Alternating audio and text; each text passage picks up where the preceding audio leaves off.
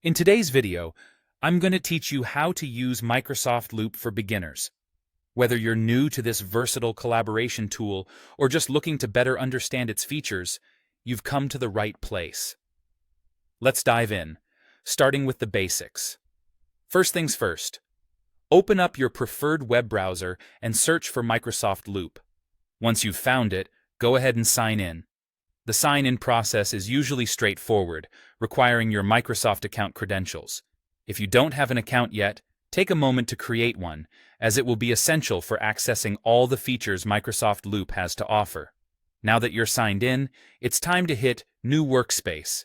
This will be your dedicated space to organize your projects and collaborate with your team. Choose a name that reflects the workspace's purpose, and don't forget to invite any team members who will be joining you. As you invite team members, you'll notice that you can set permissions to control who can view and edit the workspace. This feature is crucial for maintaining organization and ensuring that sensitive information stays protected. Once inside the workspace, take advantage of the ability to create new pages. Pages help you structure your work efficiently and can be used to break down large projects into manageable sections. Think of these pages as a way of keeping everything neat and easy to navigate. As your project progresses, you can add more pages or adjust the layout to fit your needs. When it comes to actual content creation, Loop components are incredibly useful. You can use tables, lists, and more to organize your information. These components are very intuitive and can be customized to suit the nature of your project.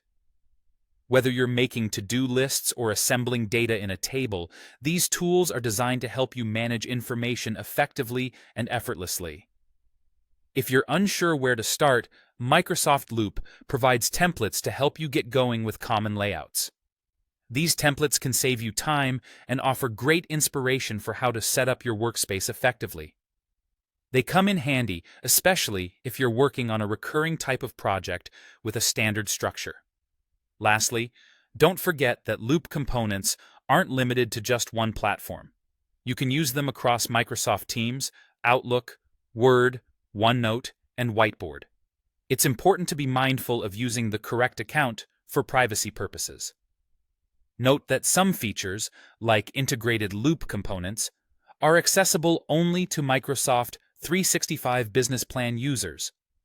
If you're on the free plan, you'll be able to use the link to the component, but not the integrated features in emails or other apps.